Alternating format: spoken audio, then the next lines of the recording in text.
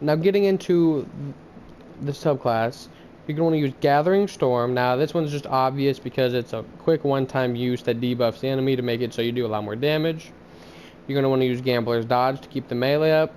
You can use whatever jump. Now the melee, you're going to want to use its Disorienting Blow. The grenade, you can use any grenade, but I will get into a fragment in a second that might if you want to play around with the grenade. Now for the aspects, I use Lethal Current so that when you're dodging, you can apply Jolt. And then if you have Jolt, you can blind enemies, and that's really strong. Flow State, same thing. You're going to be keeping yourself amplified and jolting other targets to debuff the enemies and buff yourself. I'm heading into fragments. There is a few different fragments you can run depending. Now, your arc grenade jolts enemies. Spark of Shock, I would say use it on every build. I think it's one of the best, if not the best ones, because jolt is extremely strong. And like if you see it in the gameplay I'm gonna show you, you'll see like it'll just constantly be popping and it'll just explode everybody. Now you can use Spark of Resistance. I think this one's also very strong just because if you're getting surrounded, you're gonna take a lot less damage, and you get 10 strength, which is just nice for keeping melees up. Now Spark of Ions, again, I would say this is really strong because this will just help you keep ability stuff up, and obviously you're going to be trying to be jolting enemies a lot more, and it's just going to keep your abilities up. Now you can play around with this one. I have Spark of Amplitude, which helps it while you're amplified. If you keep killing enemies, you get Orbs of Power, which is really nice. But if you're using mods, you kind of don't need to run this, and there's a few other ones you can run. The Spark of Magnitude, that makes it so your certain arc grenades will last longer, which is it's not bad. And if you want to play around with like grenades, you can definitely do that. And then if you want to run Spark of Feedback, it'll make it so you do more melee damage if you get meleeed, but it also helps giving you plus 10 resilience. So if you kind of want to help like get statistics up to get other mods, you can play with that. But this is what I run, and this is what I've run for a lot of my content. But you can change it around with whatever you want. Now heading into the weapons, I use the Riptide with auto-loading holster chill clip. Now, this isn't necessarily full god roll, but this has just been really good for just pulling out, freezing the enemies, and then switching back to the main weapon, which the main weapon I use is Centrifuge. Now, you can use a various amount of weapons on this build. You can use the new grenade launcher, which I plan on making a build soon. I kind of don't know how to make it, though, yet.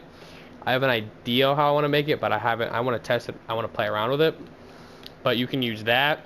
You can run, you could run something else with Thunderlord. You could run. There's a few things, but what I run is I run Centrifuge, Riptide, and then I use Blowout. Same thing here. You can kind of change it with whatever. You can also use Song of Your Ute, which is a new one, which I've tried out for Overload. Now heading into mods, I use. Oh, whoops, sorry. For the mods, I run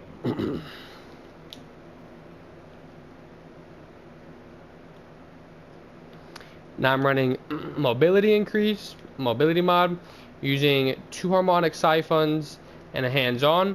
Now I did get a comment on my previous video saying that you don't need to run these 2 because they don't really stack that well, which is an idea. I haven't really played around with it, but if you want to change these for something out, you definitely can. But I've been running 2 just to keep up the Orbs of Power so I don't run out of class mods.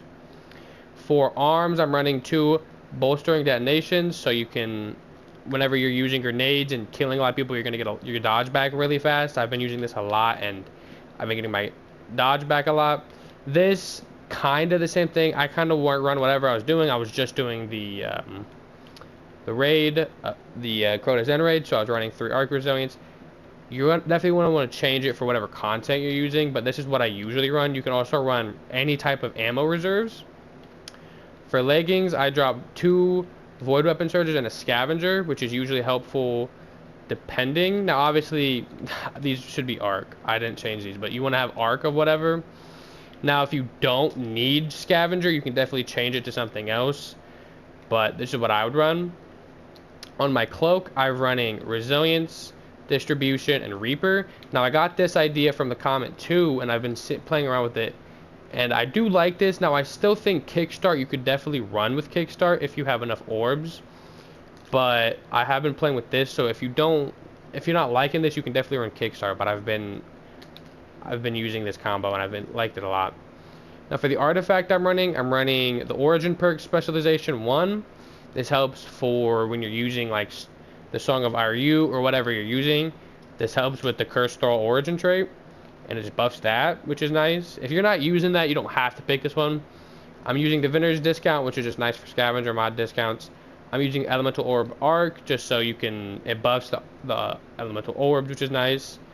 Elemental Fury just to get a little extra damage on champions. I'm running Refreshing Pickups, so you can, whenever you're picking up like an Elemental Orb, it'll help you get your abilities back. I'm using Sundering Glare, which is a new one, but I've been using it and it's pretty good. I've liked it so far. I don't know if it works on enemy or bosses. I haven't really seen that yet, but I use it for like big yellow bar enemies and it's worked really well. And then for the last one, I use Elemental Embrace, which just helps with surviving, and it's just overall really good. But you can definitely change it around. I also run Anti-Barrier Auto Rifle, Unstoppable Future Rifles, and I use the Overload machine guns and hand cannons. I usually don't run a hand cannon for that unless I'm using my solar build, so that's why the machine guns are really good, because you can get all 3 of them of that. Now, if as you can see, I don't have an exotic here. I don't really have any exotics yet. Now, there's a few you can run for whatever build you're running. So some examples are Keeper's Wraps to use with the new exotic grenade launcher, and you can have like a cool little synergy there. If you want to go for a grenade build for it, you can use a Lucky Raspberry to help keep enemies jolted, and it can stun overload champions.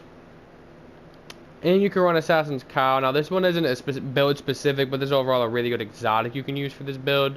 But those are overall the main exotics that you could run on this build. Now, I don't have them yet, so I can't really show off, and I can't tell you which one's better or worse. But I would overall go ahead, try them out, and play around with them. But overall, that's the gear I'd use for the build. That has been my Arc Hunter build. The next build I'm going to be making is the Stasis Hunter build, and then after that I'm going to move over to Warlock. But that's overall been the entire build video. I'll show you some gameplay of it, but that's been it.